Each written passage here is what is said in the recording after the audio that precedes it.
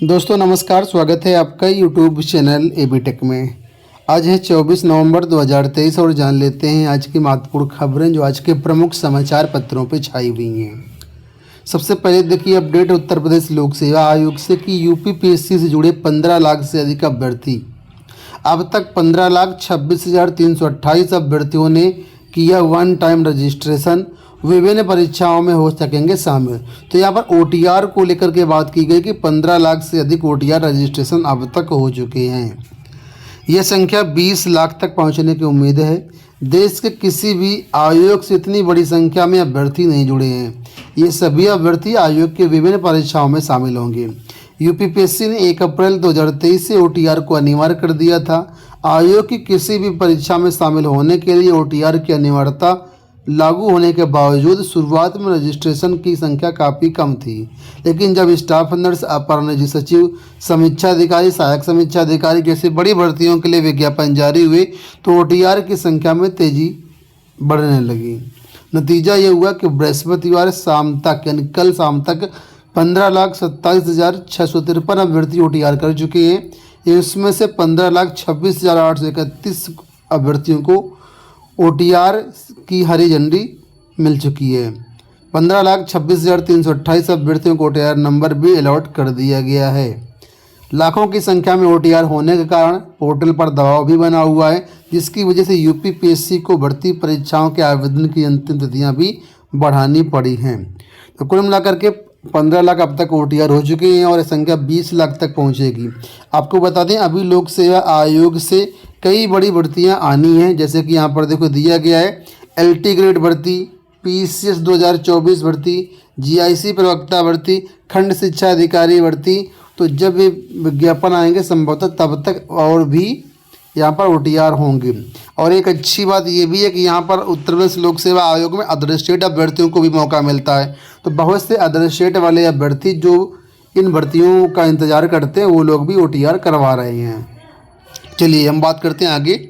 लिखा हुआ dental surgeon के 174 पदों के लिए इंटरव्यू 29 से। तो डेंटल सर्जन का जो इंटरव्यू शेड्यूल है वो जारी कर दिया गया है, आप लोग ये देख सकते हैं। ठीक है, आपको बता दें कि इसके लिए 15,861 अभ्यर्थियों ने आवेदन किए थे। इसकी स्क्रीनिंग परीक्षा 1 अक्टूबर को करवाई गई थी, जिसमें 10,309 अभ्यर्थी शामिल हुए और इसमें से 459 अभ्यर्थियों को इंटरव्यू के लिए आमंत्रित किया गया है। यहाँ पर अपडेट है देखिए यूपी बोर्ड परीक्षाओं को लेकर के। लिखा हुआ कि सूबे के 7,864 केंद्रों पर होंगी बोर्ड की परीक्षाएं। यूपी बोर्ड यानी माध्यमिक शिक्षा परिषद ने बोर्ड परीक्षा 2024 की तारीख तो अभी घोषित नहीं की है, लेकिन परीक्षा केंद्रों की प्रस्तावित सूची गुरुवार को जारी कर दी है। इस बार सूबे के 7,864 केंद्रों पर हाई स्कूल और इंटरमीडिएट की परीक्षा कराने की तैयारी है। वर्ष 2023 में 8,753 केंद्रों पर परीक्षा हुई थी, यानी पिछले साल की तुलना में इस बार 889 सेंटर कम कर दिए गए हैं।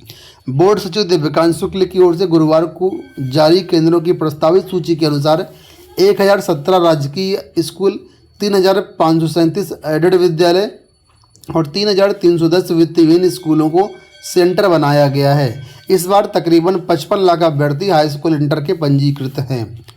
कुल मिलाकर के बोर्ड का जो परीक्षा के निर्धारण काम है वो चल रहा है। यहाँ पर देखो अपडेट है कि पुरानी पेंशन के लिए वित्त मंत्री से मिले यूनियन नेता। पुरानी पेंशन बहाली की मांग को लेकर के आंदोलन तेज होता जा रहा है। उत्तर मध्य रेलवे संघ के दर्जनों पदाधिकारी दिल्ली में आयोजित प्रदर्शन में शामिल हुए।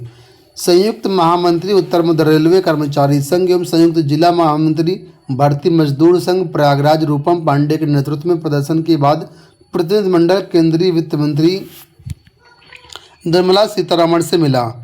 प्रतिनिधिमंडल ने पुरानी पेंशन को लागू करने की मांग रखी। यूनियन नेताओं ने का कहना है केंद्रीय वित्त मंत्री ने आश्वस्त किया कि पुरानी पेंशन के लिए कर्मचारियों के हित में सकारात्मक कदम उठाए जाएंगे।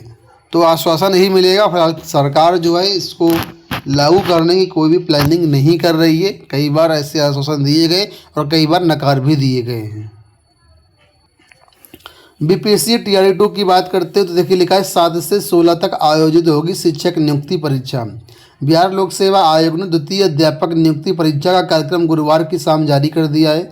विभिन्न श्रेणी के पदों के लिए लिखित परीक्षा का आयोजन 7 दिसंबर से 16 दिसंबर तक एकल पाली में दोपहर 12 बजे से 2:30 बजे के बीच करवाया जाएगा।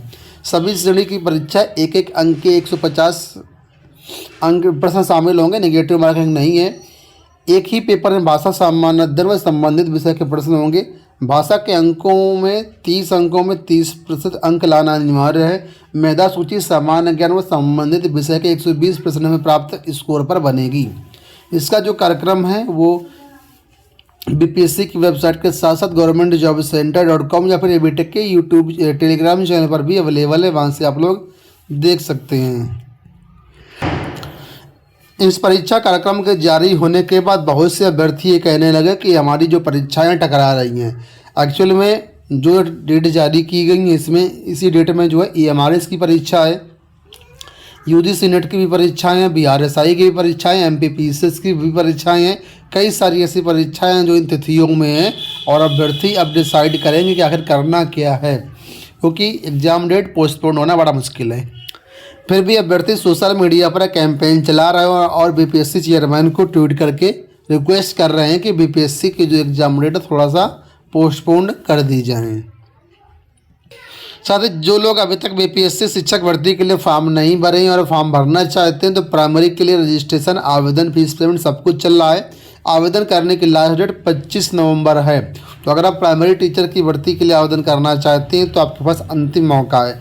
वहीं पर अगर आप टीजीटी, पीजीटी, मिडिल स्कूल के लिए भर्ती आवेदन करना चाहते हैं तो अगर आपने रजिस्ट्रेशन कर दिया तो फीस पेमेंट आज कर सकते हैं, पोर्टल खुला हुआ है, और आप फाइनल सबमिट कल रात तक कर सकते हैं। उसी के बारे में यहाँ पर अपडेट दिया गया है। यहाँ पर देखिए अपडेट है कि प्रधानाध्यापक परीक्षा के लिए संशोधित पैटर्न में सिलेबस जारी। बीपीएससी ने ओबीसी वेलफेयर डिपार्टमेंट तथा SC/ST वेलफेयर डिपार्टमेंट के अंतर्गत प्रधानाध्यापक परीक्षा का संशोधित पैटर्न में सिलेबस गुरुवार को जारी कर दिया है। संयुक्त सचिव सह परीक्षा नियंत्रक सत्यप्रकाश शर्मा ने बताया कि परीक्षा एक ही पेपर की होगी। एक एक खंड के एक नंबर के यानी 150 प्रश्न 3 खंड में होंगे। 2.5 घंटे में सभी का जवाब देना होगा। पहले खंड में भाषा संबंधित 30 प्रश्न होंगे, इसमें 30% अंक लाना अनिवार्य है। वहीं मेधा सूची भाग 2 के सामान्य अध्ययन से संबंधित 40 प्रश्न तथा खंड 3 से संबंधित विषय के 80 प्रश्न होंगे। खंड 2 व 3 के प्राप्त अंकों के आधार पर ही मेरिट सूची बनाई जाएगी। तो फिलहाल इसका पैटर्न आप लोग देख सकते हैं। साथ में बीपीएससी टीचर की जो नौकरी है उसके बारे में आपको जानना जरूरी है। यहाँ पर देखिए जो के पाठक जी हैं, शिक्षा विभाग के अपर मुख्य सचिव, कल इन्होंने एक बात कही है कि अगर बिहार में शिक्षक बनना है तो आपको गांव में रह कर के ही पढ़ाना होगा, अन्यथा छोड़ दें नौकरी। ये बात साफ तौर पर उन्होंने कही है। तो आप ये सुनिश्चित कर लें कि जो भी बिहार में शिक्षक भर्तियाँ होंगी उसमें कोई भी आपको शहर नहीं मिलेगा, आपको गांव स्तर पर ही ज्वाइनिंग दी जाएगी और वहीं पर आपको रहना होगा, वहीं पर आपको जो है टीचिंग काम करना होगा। ट्रांसफ़र वगैरह भी चांसेस नहीं हैं। तो इन सब चीज़ों को देखते हुए आप लोग आगे बढ़ें। सीटेट 2024 के एग्जाम आवेदन अब तक कितने हुए इसके बारे में देखिए अपडेट है कि अब तक 4.5 लाख आवेदन इसमें सीटेट में हो चुके हैं। आपको बता दें दिसंबर 2022 में 3 लाख आवेदन आए थे और जून 2023 में 3.5 लाख आवेदन आए थे। तो ये India.com की रिपोर्ट है। आज 24 नवंबर सुबह 8 बजे की अपडेट है, जहां पर बताया गया कि अब तक 4,56,000 आवेदन हो चुके हैं और आवेदन के लिए जो पोर्टल है 27 नवंबर तक बढ़ा दिया गया है। तो आप लोग 27 नवंबर तक आवेदन कर सकते हैं। governmentjobcenter.com पर लिंक एक्टिवेट है। 69 शिक्षक भर्ती में देखिए सूचनाएं हैं कि बेसिक शिक्षा परिषद तथा PNP सचिव एक्शन प्लान सहित 28 को कोर्ट में तलब। 69 शिक्षक भर्ती में गलत सवाल का 1 अंक देने का मामला यहाँ पर है। तो फिलहाल गलत सवाल पर जो आंसर की विवाद था उसको लेकर के कोर्ट के आदेशों का पालन नहीं करने पर इलाहाबाद हाई कोर्ट ने बेसिक शिक्षा परिषद के सचिव प्रताप सिंह बघेल और उत्तर प्रदेश PNP सचिव को जो है 28 नवंबर को तलब किया है। साथ ही इस बात के लिए स्पष्टीकरण मांगा कि क्यों न उसके खिलाफ आदेश की अवहेलना करने पर अवमानना कार्रवाई की जाए। कोर्ट ने कहा कि इससे पहले दोनों अधिकारी एक साथ बैठकर के आदेश के अनुपालन का हल निकालें और एक्शन प्लान के साथ आएँ। तो कुल मिलाकर कैसे भर्ती आगे बढ़ेगी उसको लेकर के यहाँ पर पूरी रिपोर्ट सहित पहुँचना है 28 तारीख को कोर्ट में। अंत में देखिए यहाँ सूचनाएं हैं लेखपाल के बारे में। तो लेखपाल भर्ती में अभिलेख परीक्षण 2 दिसंबर से। तो जो अभी SC/ST स्वतंत्रता संग्राम सेनानी भूतपूर्व सैनिक महिला श्रेणी के 842 अभ्यर्थियों का चयन किया गया था, उनका जो अभिलेख परीक्षण 2 दिसंबर से 4 दिसंबर के बीच करवाया जाएगा। ये जानकारी अवनीश सक्सेना ने बताई है। विस्तृत कार्यक्रम वेबसाइट पर अवेलेबल करवा दिया गया है। दोस्तों ये हो गई आज की सारी सूचनाएं। इस वीडियो में इतना ही। धन्यवाद।